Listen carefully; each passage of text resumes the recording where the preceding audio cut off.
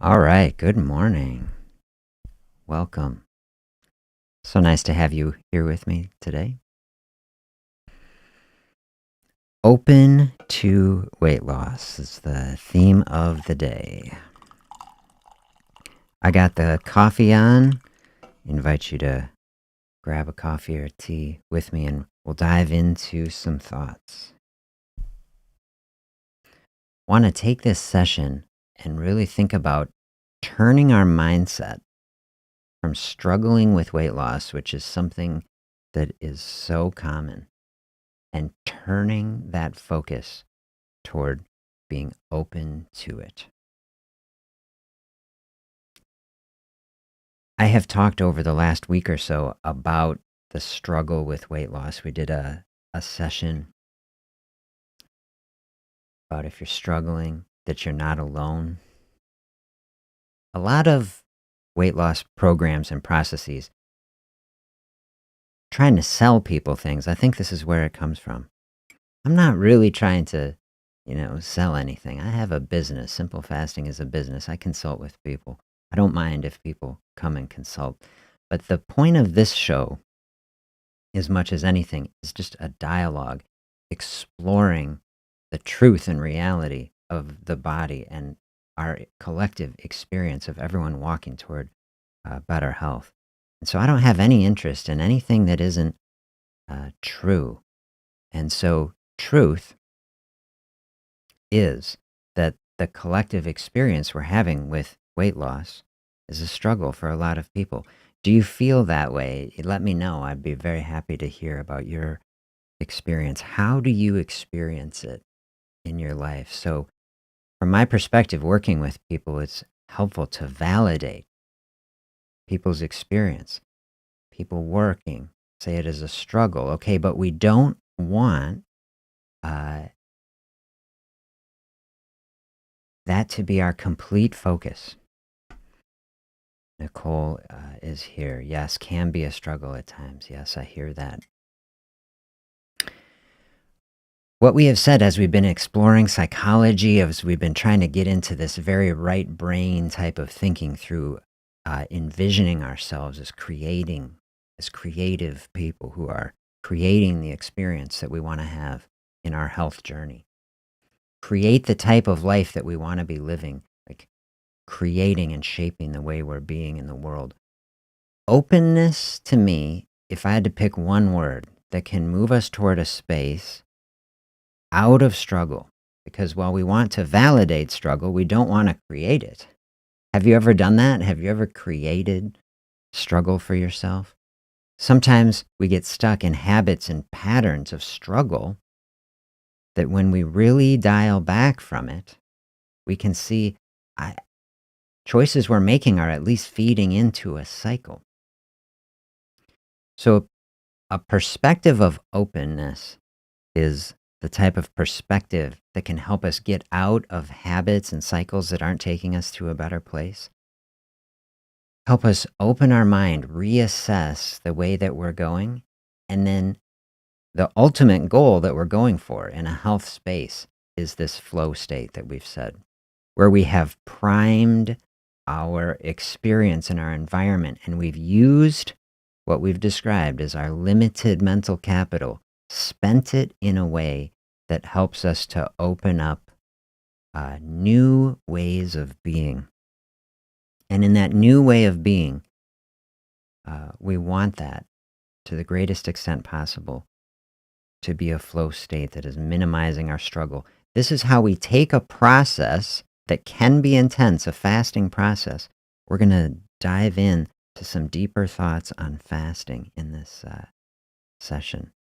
Something that can be intense, that you say you could struggle with it, and which we validate and say it can be normal. To learn, grow, develop, and channel that into something that we see. Okay, openness. Fasting openness on the physical side. We're talking a lot about mental side. So that we flow into that space without struggle. That's what makes it sustainable. Pat is here. Good morning. Happy start to the week to you. I hope you're doing well. Trauma discussion helpful last week. Death of a family pet is not accepted as trauma, and our grief is repressed because it is not acceptable. Wow, that is deep. Man, thank you for bringing that up. We need to be strong enough to say our trauma is real, regardless of if society finds it acceptable or not.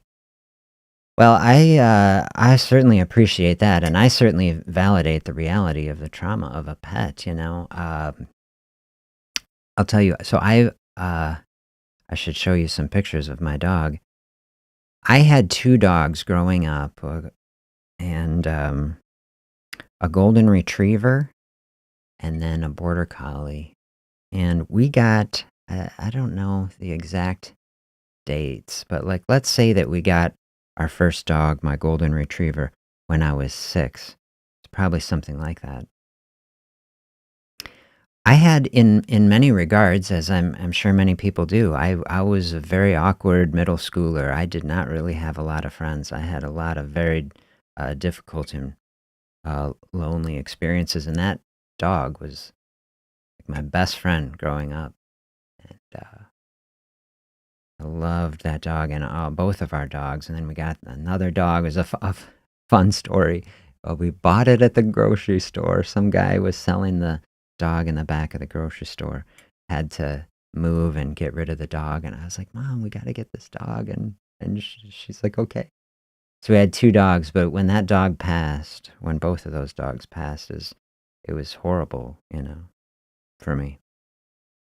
I did not want, and I think I delayed for a long time getting our dog. I wanted my children to have such a beautiful animal, but I think I was afraid to do it because I didn't want to go through the loss again, as I'm remembering back to my childhood when my dog died. And I think I don't even want to go through that again to form such an attachment with a friend and then, yeah, so I just totally validate that.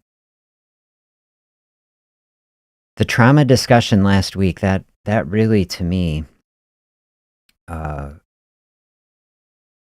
I wasn't expecting to go there in the session, but I think, asking the most important question, to me, see if you have another way to phrase it. What is our core intention? What do we really want? What is our North Star? What are we moving toward? What are the things that we really are valuing and striving for in life? And then we kind of sink into that space. And I think, in retrospect, it makes sense that we kind of sunk down into that core space. That's where trauma resides. So a space of openness, I feel like, okay, we're trying to create that just in the channel in general on this session. I feel like we definitely had some openness in that space. That is what will naturally happen. That's what happened in that session the other day. You intentionally create openness. Give some space for this sort of thing to surface. You think about that analogy like you take a beach ball at the pool and you push it down to the bottom of the pool. You got to have a lot of work to hold it down there. It wants to come up, but then we repress it, right? We're keeping it down. But as soon as you open up some space, you take your hand off the beach ball, right? You're going to see that thing pop up. This is what we want to be doing in our life. If we say, okay, there is struggle happening, think of struggling to keep that beach ball under the water. Think of like struggling on our journey toward better health.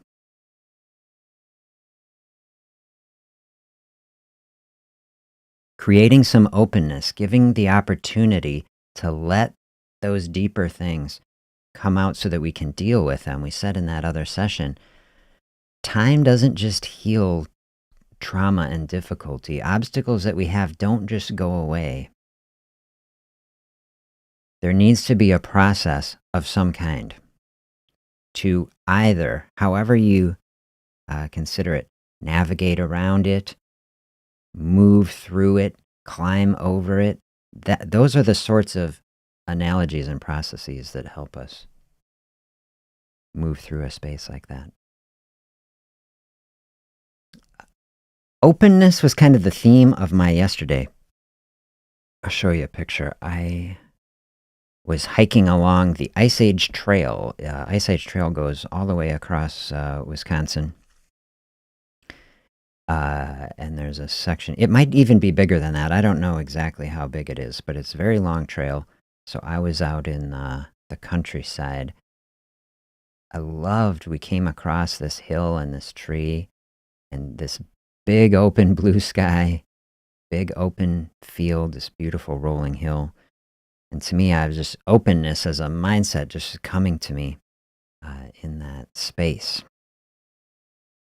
And, you get into a space like that, and even just here looking at it, it just, to me, it tells me, take a big, deep breath.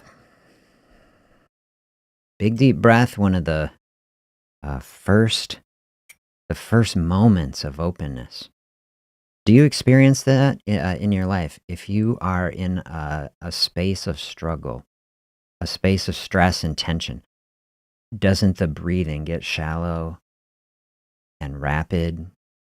And that feeds into a cycle of the stress and anxiety, magnifies it. This is why getting outside, looking to nature, seeing openness, seeing it, say, how do I bring that in? You breathe it in, right? Take a big, deep breath. Breathe in this beautiful natural space. That's what starts sending that parasympathetic outflow, that calming presence in our body.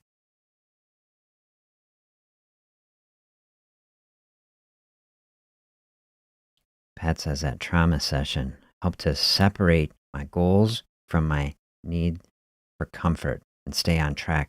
Such a really important thing to focus on. Thank you for sharing that. So important. These are things, comfort is something good. It's something positive, something that we need, something also that needs to be in balance. And so looking at that line, staying on track, keeping our positive momentum, eyes on the horizon, right? We've said like we're trying to make it over that hill.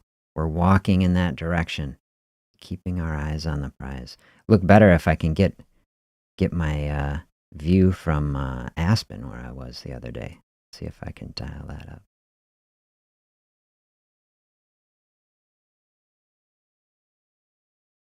And we can really see it. That's where I was hiking in Aspen the other day.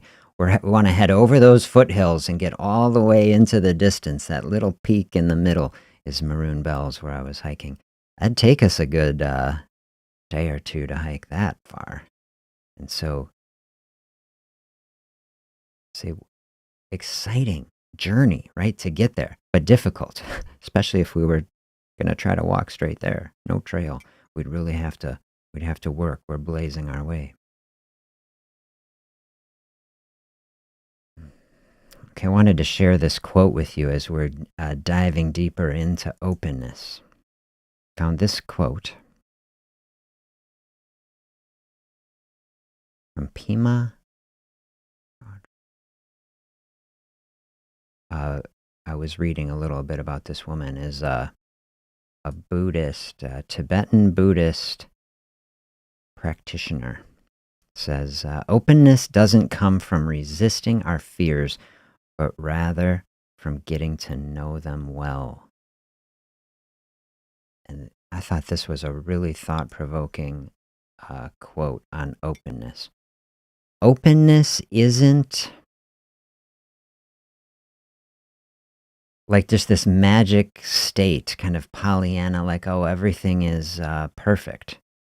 Like, oh, we just embrace openness, all our problems go away, or we ignore them. We could think of it that way. Openness isn't blind to everything that is happening. Openness is like eyes wide open and seeing reality.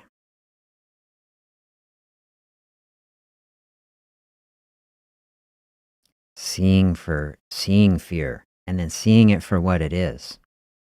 Sometimes we've talked about my little stone that I say is a compass, and that the way this compass that is helping to guide us can be our fear that uh, is the resistance that we have to get to. We usually don't fear things that aren't important in some fashion. If something is not a big deal, that it's not important to our journey, like it doesn't really rise up to the emotional level. Many times we have to get over our fears. Fear of change, fear of something different, fear of facing a traumatic experience, fear of any of these sort of things. And so a practice of openness really is like a practice of like, we see the fear, we see the things. Oh, I haven't gone down that road. I haven't done that. I haven't addressed that. These are the things that we actually oftentimes need to open up the space for. Openness doesn't come from resisting fear. So often that fear is the obstacle that we have to get over. It's like if we are resisting that, that's putting our energy into validating. Say, this fear is real. This fear is huge. This fear can't be overcome. Openness getting a different perspective, a different way of being. Opening our minds, say, fear is here. I heard a quote the other day. It was about our darkest thought. This is what the guy was saying. What is your darkest thought? Yikes. It was someone like this. I don't remember. He said, love your darkest thought. Bring love to it. Don't fear it. Don't run away from it. Bring love to your darkest thought. Whoa, I had trouble listening to it at first. When I was listening to it, I'm like, love my darkest thought. Like, we want to hate our darkest thought. But then the more I was thinking about it, I was like, oh, is that pushing the beach ball under the water? When we're experiencing hatred, we think, oh, I hate my darkest thought. Horrible. Is that what is pushing the beach ball under the pool and just keeping it there so that it can't come out? What does it mean to love our darkest thought? It means I don't think they're trying to mean like, oh, say that it's good. I'm interpreting it at least. Tell me if you can come up with a different interpretation. That we are bringing love to that space. Is that the process of openness? That's what I've been thinking. That actually helps us move through some of these difficult spaces to approach our fears, which is a process of changing things in a way that actually helps us to overcome it.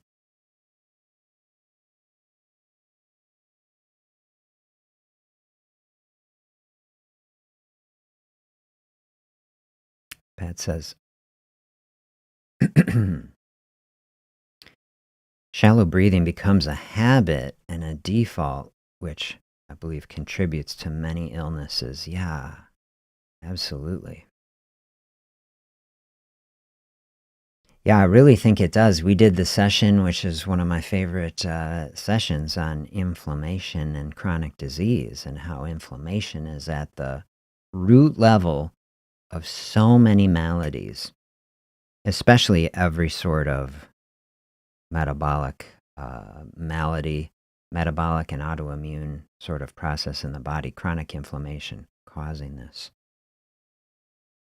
And this is where we start building that connection between our mental and physical selves, because it's hard to see it right away. You say, well, how does my breathing, how can that be at the root of like an illness? But then you start to see, okay, if we are in this habitual state of shallow, rapid breathing, and that is the signal to the body, not everything is safe here. Not everything is good. Body is extra vigilant, on alert, maybe pumping out more levels of adrenaline, that is like keeping us in that fight or flight mode, blocking and blunting the parasympathetic outflow, which is telling the body, hey, everything is okay. Living in a chronic state of stress, burning out the adrenal glands, the cortisol, always priming the system, loses its natural function. Cortisol, natural function, isn't supposed to be just stress hormone making things bad. It's supposed to has good functions in repairing our body during sleep. But when it's present all the time, that's when we get into this pathological state. That's where disease can develop. So this is where this openness is really going. Right? What is really the point of being developing a mindset and a practice of openness? We're saying open to weight loss, which is great. Open to that experience, saying, hey, this is something that can happen here. We're allowing it into our life. Much better than struggling and trying to grab it and fight and wrestle with it. This is the big perspective that a fasting space can give us. Fasting is openness, physically. Open space without food is showing us then a template more broadly that opening up space in our life, because weight loss would be just the start or just one potential benefit of having a broader practice of openness. Opening up that space, if we just look physically in the body, and weight loss we say is a physical space, open up a fasting space, body miraculously, I say, starts running autophagy protocols. We say, we just wanted to open up some space to lose weight. And the body's like, yeah, we'll do that, but here's a bonus. Let's get rid of some of this toxic stuff. Let's also burn up a lot of these dysfunctional proteins that are accumulating in the cells. Let's find the cells that are broken and damaged, and then we'll shut those down, replace them in with a brand new cell, a stem cell, and then the body can call those stem cells in, rejuvenate and revitalize the system. You say, hey, that's much bigger than just losing some weight. Which would we say that would be good enough? A lot of times you say, hey, if I could just lose some weight, this would be good enough. Okay, then that is showing us a mirror physically in the body of the same thing that happens on the mental, emotional side. I'd embrace some openness.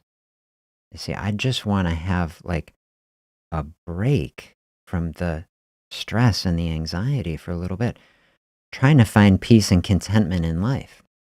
How do I center myself, ground myself in a way that is calm and kind and pleasant, even if it's just for a little while, like a respite?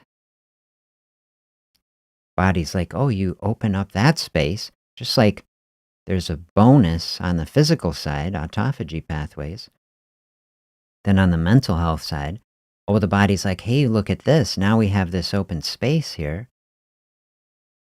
Breathing is deepening, some more space here. Yeah, we can float along in this space for a little while. But it's not just this momentary thing. Body's like, hey, actually, let's get that parasympathetic flow going. Let's burn up this cortisol. Let's actually totally reset this system. We can bring the inflammation level down.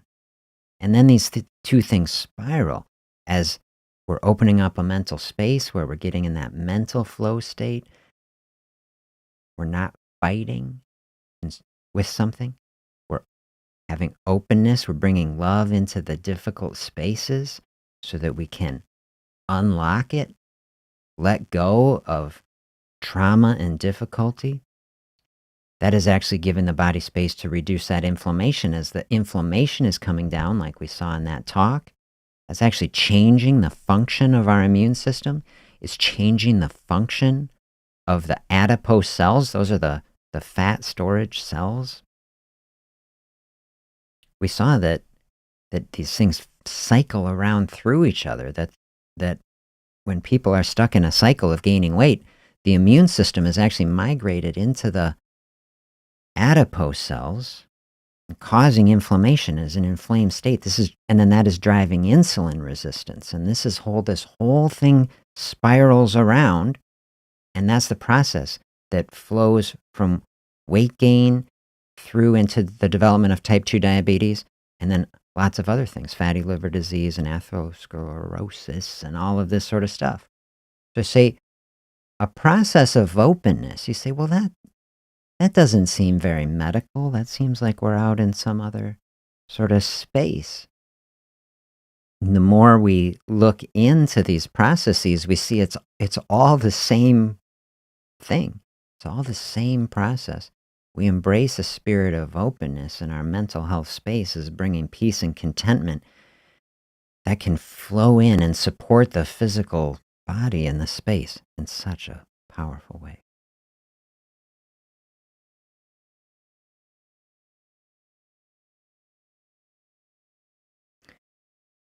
I'll show you another picture from my yesterday. Yesterday during the day, so I don't know how long were we hiking. We were out in the morning all the way through the afternoon. We had kind of a picnic lunch, which was great out on the trail. And then in the evening, was able to get together with some friends. There we go. So here, I'm here in Madison, Wisconsin. I don't know if you're familiar with Madison. We got lakes all over the place. And then this is, I guess you can't really call that a skyline. Just the downtown, you know, is on this isthmus in between the lakes. So everything's jammed in between these two lakes. This is, so we had a fire. We got together, had a fire on the shore of Picnic Point, which is this little peninsula juts out into the lake, and then you can look across the lake at the Capitol. And it's really a beautiful space to have a fire and just look at the city. We were just telling stories, just kind of an open space. Tell the stories was the intention, and this is the sort of thing that was dialing me in the openness again. I was like, man, it was just reaffirming me. I was like, I'm going to talk about openness tomorrow. I was like walking through these open fields, and then here, like a lake, also, here's kind of an openness, open space. And then to get together with a bunch of friends and say, hey, let's intentionally just share, like, what is happening in life. What, what is important to you can be on anything.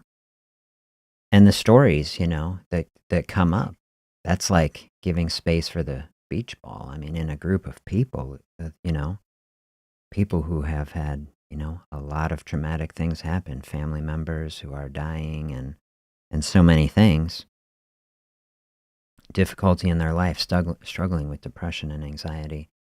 And, in that space, I was thinking, oh, this is like community as medicine. Like here we are in a space and it's allowing people into this space of openness, like we were saying, where the important things can rise up and they can be shared. And I think there's something about that. Sharing the difficulty is like allowing it to come out and to, how would you say it? To when we are sharing it with other people who are traveling on this journey, we all have that sort of thing. Somehow that is part of the process of how we heal from things, I think. Finding acceptance. I was thinking a lot about this word acceptance too in the relationship. Okay, openness and then acceptance. And what really does that word mean? Because we,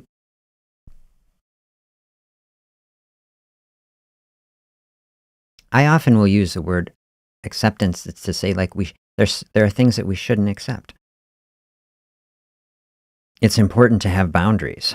It's important to say, this is something in my life that is not serving me anymore. We don't have to just accept everything. So, like, here is a line. But then acceptance also, there are things that we can't change. And the process of acceptance is very close or part of, to me, that place of openness. Let's dial in again on that quote that will help us.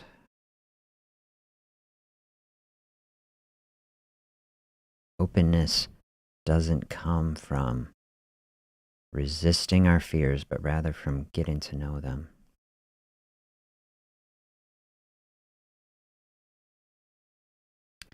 Yeah, that's a difficult space as I'm thinking through it. Okay, certain things we have to accept that we can't change. Many things that we can change. At least we can change our relationship to it.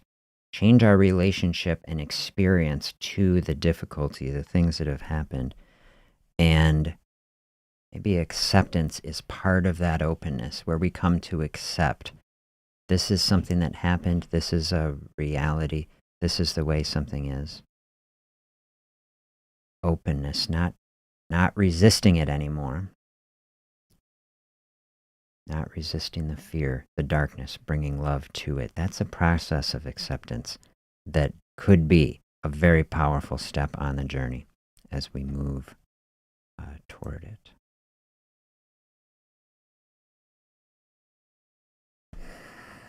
Are there practices in your life? This is what I thought I would ask. Are there practices in your life that you feel are leading you toward greater openness?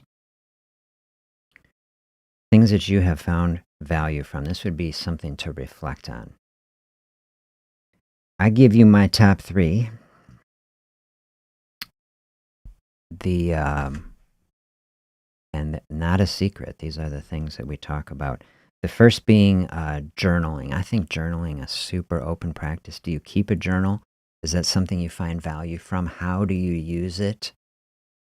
You know, a journal to me, I've described on the channel as like becoming your own therapist. If you don't like that term, it doesn't have to be like that, but a good therapist reflecting back your experience to you so that you can kind of get out of your own head, see it from a different perspective.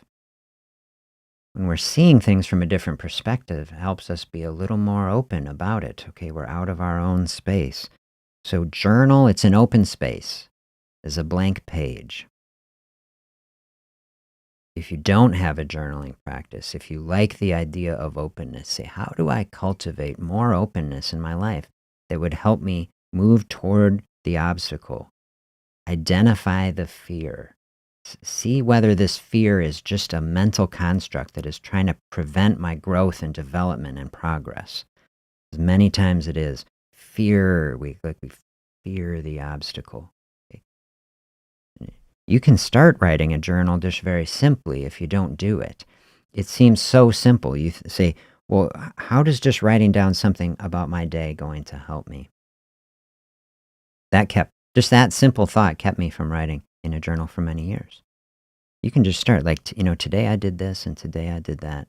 And that's like a very easy way to start. But what you'll probably see as you get used to the flow of it, that's like letting your hands off the beach ball. Things will come up. You start writing, I would encourage you to say, like we went into that session the other day, where we flowed answering the most important question. What do I really want? Trying to develop the intention can help you to see, what is this paper? Then you read it. Like, am I walking in the direction of that? When you see it outside, you see the journal, you say, hey, am I walking in this direction or not? And then you can start doing the work. Right? This is kind of, how do you build a map of your life?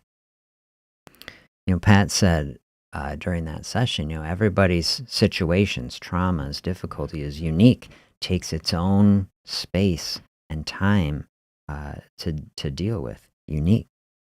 How do you get a unique blueprint or map for your experience? To me, the journal is how you build it.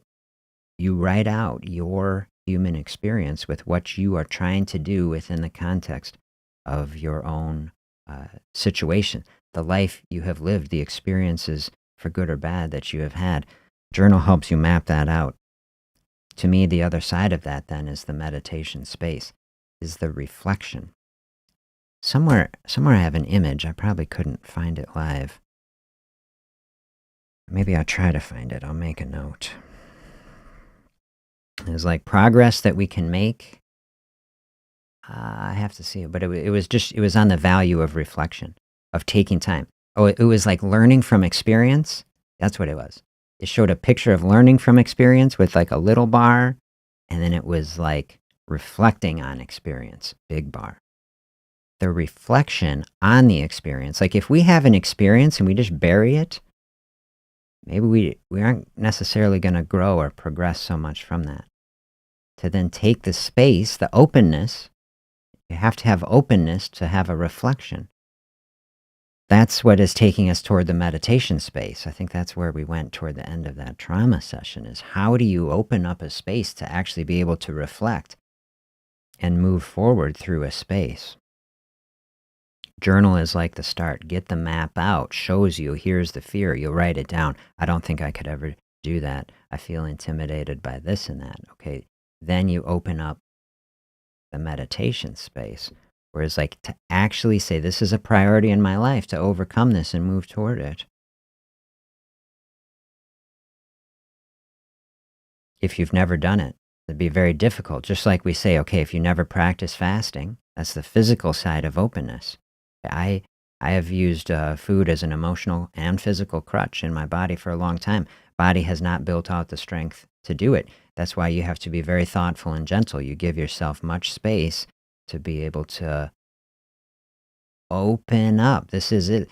In the openness, the body is like, oh, there's more openness happening here. I need to strengthen physically, means build out the metabolic pathways to bring energy around in the body where it needs to go. Same sort of process mirrored in the mental side.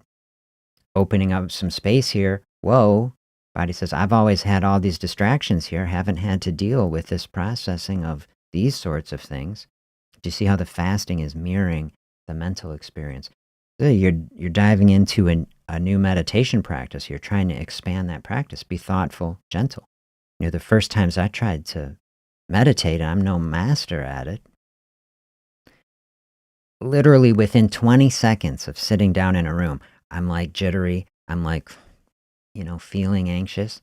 It's like, am I going to just sit here and do nothing? Seems completely pointless. I've got lists of things to do. Like, because got a lot of work to do in that space. You got to open up the space thoughtfully, gently. And then that just brings us to fasting. Fasting would be the other, major practice of opening. Someone says, I got a lot of dark thoughts. As I hear what you're saying, bring love into the dark thoughts and dark places. I don't know if I'm ready for that. Maybe I'm going to leave that there. Okay, you don't have to dive right in. Maybe fasting, physically developing that process in the body is some work you can do, because we've seen how these things flow together. We're really one body.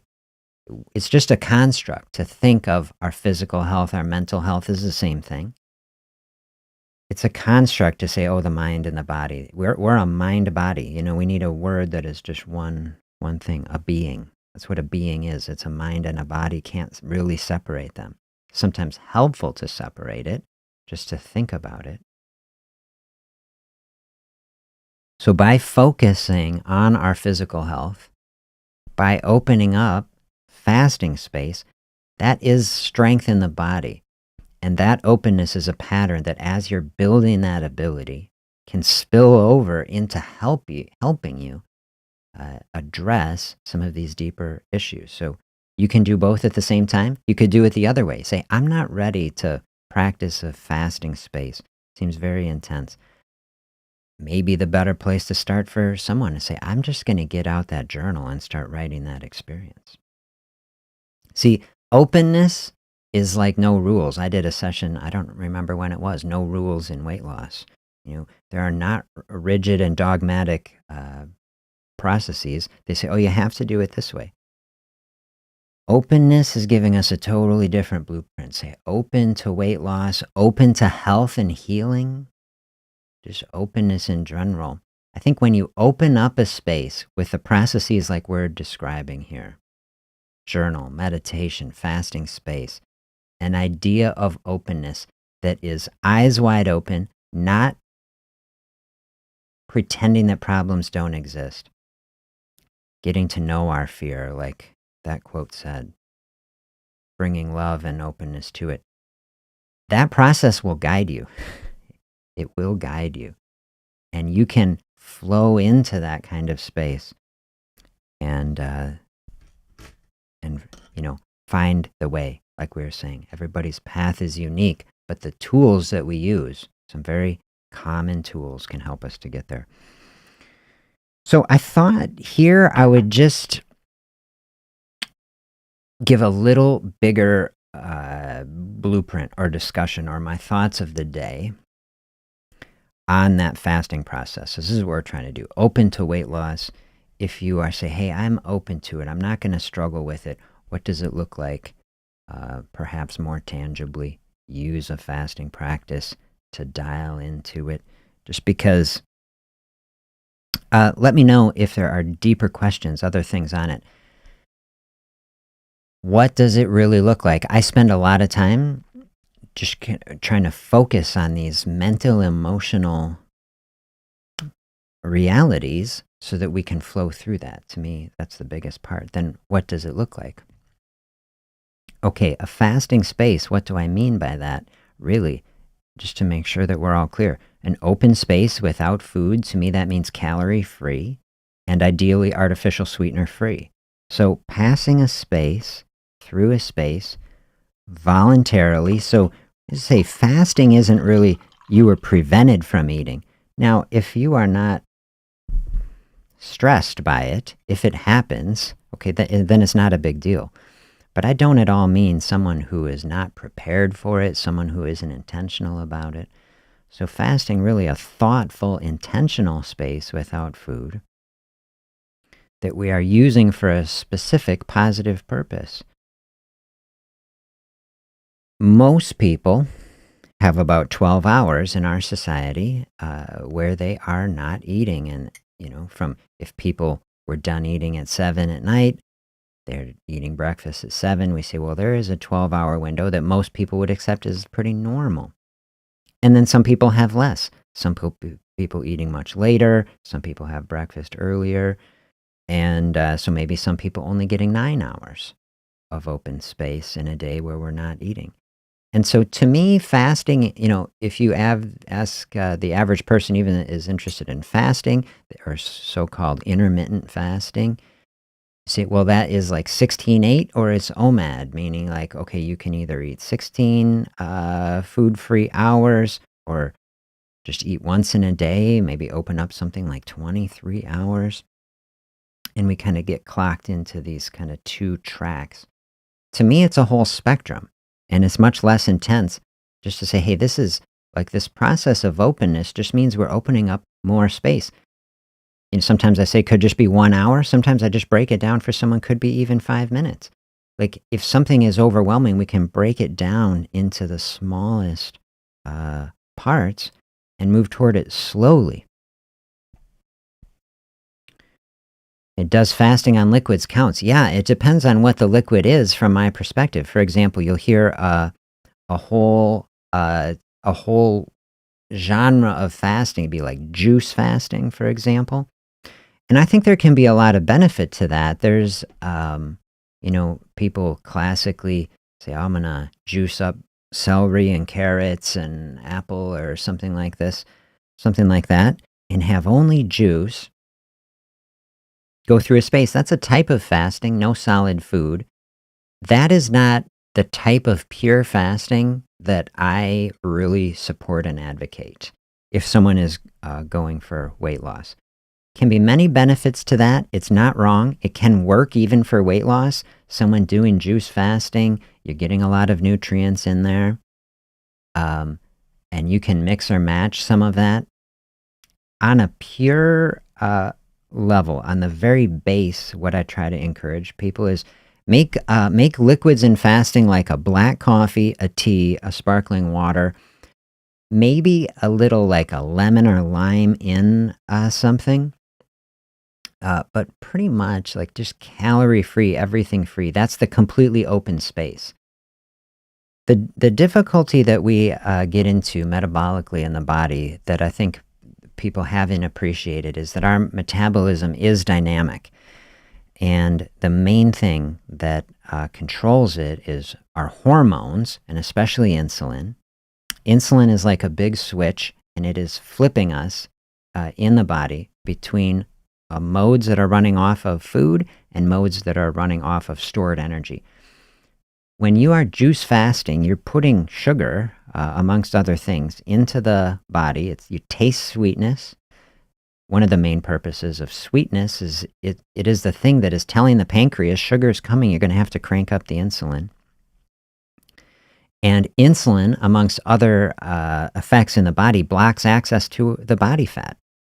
And so if you say the purpose of what we're trying to do in a fasting space is to create openness in the body. And openness meaning we don't appreciate how much work the body does for us when we're eating food. Like we eat something, we're done, we just go on with our life. Okay, you just committed the body to 12 hours of work to bust up all this stuff into atomic particles, sterilize, organize. Like it's just a huge process. So a space of openness in the body, this is how you really think about fasting, is like a resting space for the body. We can think of fasting. We were getting into this, Pat was asking the other day, like, how do I anchor myself to nothing? Like fasting is nothing. Okay, it's a period of space, it's openness. Openness is nothing, but it's also like a canvas, like or an open space, where it's like where it's a very real thing. It's the only time, the only opportunity where the body says it gets to take a break. Like if we think you're really tired, like I was tired after I was walking all day yesterday, felt so good just to sit and rest. So the resting is nothing, rest is nothing, but then it's also like a really welcome thing after you've done a bunch of work. That's why I talk about fasting as like giving a gift to the body. When body is always working, body's like it never gets a break.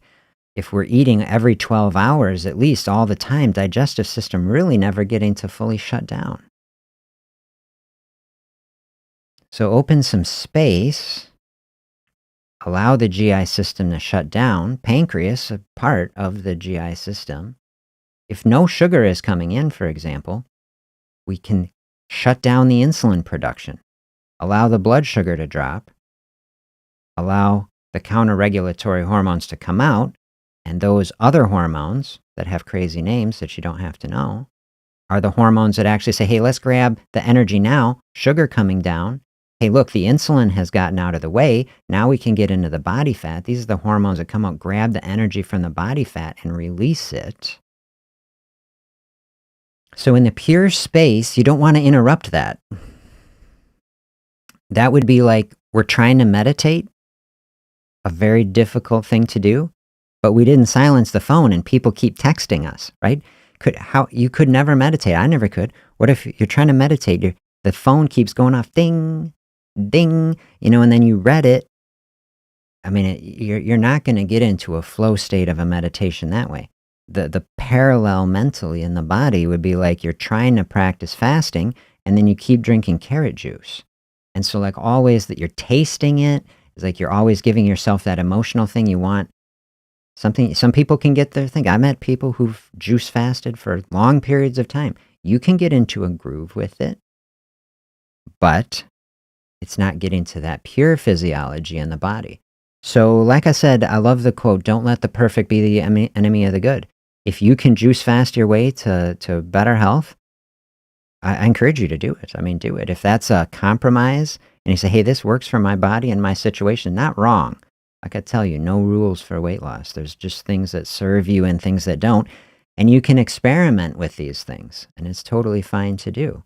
And you can do some of it for a while and then don't. But I always give people the counseling, the base layer is to try to just stick with calorie-free. Liquids, very important. You say, does fasting on liquids count? Okay, staying hydrated for fasting makes things so much easier. I've talked over the years with many, many people who fast for Ramadan, for example, which my understanding is primarily dry fasting, people not eating or drinking. That's the thing that people like the least about it.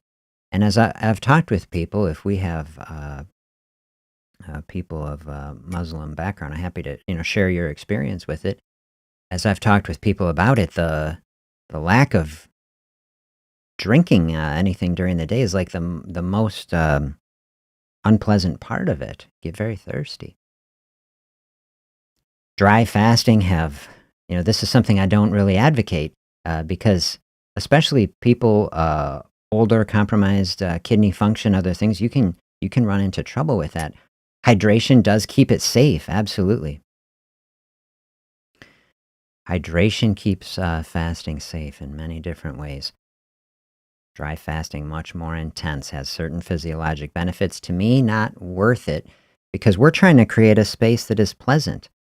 As I've talked with people fasting for Ramadan, like the goal isn't necessarily to have it be pleasant. My goal, just to help people lose weight, is to make it as pleasant as possible. And staying hydrated is a key way to do that. A lot of what we experience as hunger is actually thirst. And so as we're staying hydrated, makes it way easier to make it through that sort of space. Yeah, some powdered creamer in the coffee when fasting. So this is the exact sort of thing. It isn't the pure fasting state. In a powdered creamer, might be getting a few carbs, get some fats sort of stuff in there. But like if it works, like it's not like you can't do it. And especially something like creamer that's more fats has much less insulin stimulation than putting sugar in it. So someone's like, I want cream, at least a cream or a sugar, something in the coffee. I'd be like, well, cream are better than sugar for sure. So if you're doing a fasting space and you got a little bit of creamer in there and you're accomplishing every good thing you want and you feel good and you like it and you're getting your weight is going in the space that you want it, like, you don't have to stop doing it. It's totally fine. That's in the same sort of zone as like a juice fasting. Like some people have say to me, like, well, doesn't fasting only work because I eat less, and isn't it fine to just eat less? And wouldn't that be good enough? And I was like, it could be good enough. And if it is good enough for you, you never did any fasting, and you were in great health, like I would never say anything. People come in to my primary care clinic, and their weight is normal and they're active and healthy. Is like you don't have to do it.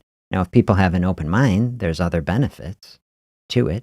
Give a reset. I mean, from time to time, anybody, even if you don't need to lose weight, can benefit, if nothing else, from training that space to flow into that mental health space.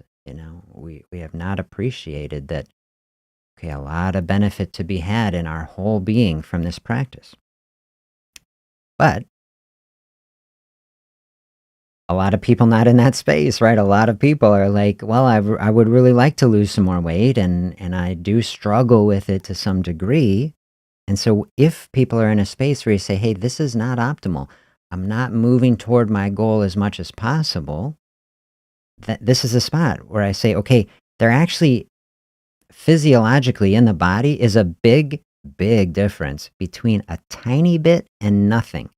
Nothing is such an exclusive state, it's very hard to get to nothing. Fasting to me is nothing. Like to really get to it, it is that nothingness, that pure open space. And so don't let the perfect be the enemy of the good. You don't have to have perfection if it's getting you where you go. But if you're not getting where you're going, and you say, do I need to really dial in on the pure essence of it to totally open up the space? That's why I'd say, if juice fasting is the crutch that is getting you there, okay. But if it's not getting you there, then realize, okay, maybe that was a step in the direction. You've brought yourself to that level. You've used the creamer in the coffee, right? For that, say, hey, I've opened up this space. I got the creamer in the coffee. Here's the situation you want to avoid. If you are getting a little bit of something, can that trigger this negative metabolic adaptation? So did some sessions in that last year. We can talk more about it. Metabolism is dynamic. One of the main problems that I think develops in our, dieting and weight loss landscape is people dial in processes that slow the metabolism over time and makes it more difficult. One of those processes is calorie restriction without fasting, where calories are coming in and they're sending the message to the body like, hey, this is not the time to burn body fat because we have this energy here. But then there's not really that much energy. And so, can you see that this is putting us in kind of a rock and a hard place where it's like we can't really access the body fat because sugar's coming in or some other sort of food. There's hormones there, and people can respond differently to this. So I think some people go, bulletproof coffee, like, more fat, maybe coconut oil, butter, stuff in it, where they're saying, I'm still getting some fats in here that are satiating, and people lose weight. You can watch videos on bulletproof coffee where not just a little powdered creamer, but like a lot of fat, a couple hundred calories. That's like a liquid, super low carb, keto type of breakfast, and people lose weight doing a keto sort of diet. And so that could be something you go for. But then if we're always sending the messages to the body, one of the fun sort of sayings that I have liked to say a lot is like every standard diet tells you what to eat, but never to stop. And it's like whatever type of book you read to say, eat this, eat this, eat this, but never stop. And so you can go to that same place with ultra low carb eating too. You say, well, I'm not getting any carbs. Not that it can't work, but it's like fasting is giving us a mindset like, oh, there's a difference between 200 calories in a bulletproof coffee and like 0 calories. And then there can be a more subtle difference between 10 or 20 calories of a little powder sweetener that you say, can that really matter? Versus 0.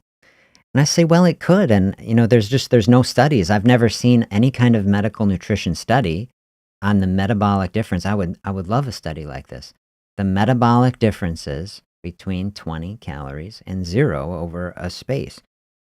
I did show in some of the videos that I did last year, these studies that the National Institute of Health did on all the participants in the Biggest Loser show. Have you seen that? It's been on NBC and other stations where people who are very overweight are put on extreme diet and exercise protocols in general. They're calorie restriction without fasting. And they show, okay, people losing huge amounts of weight over these processes, but they're showing their metabolism is slowing down during the process. And then NIH did follow-up studies, which I linked in some of these videos. People gain all the weight back because then they stop doing the process. Now the metabolism is much slower, and they go back even to a normal calorie intake, not severely restricted, and then they start putting the weight back on.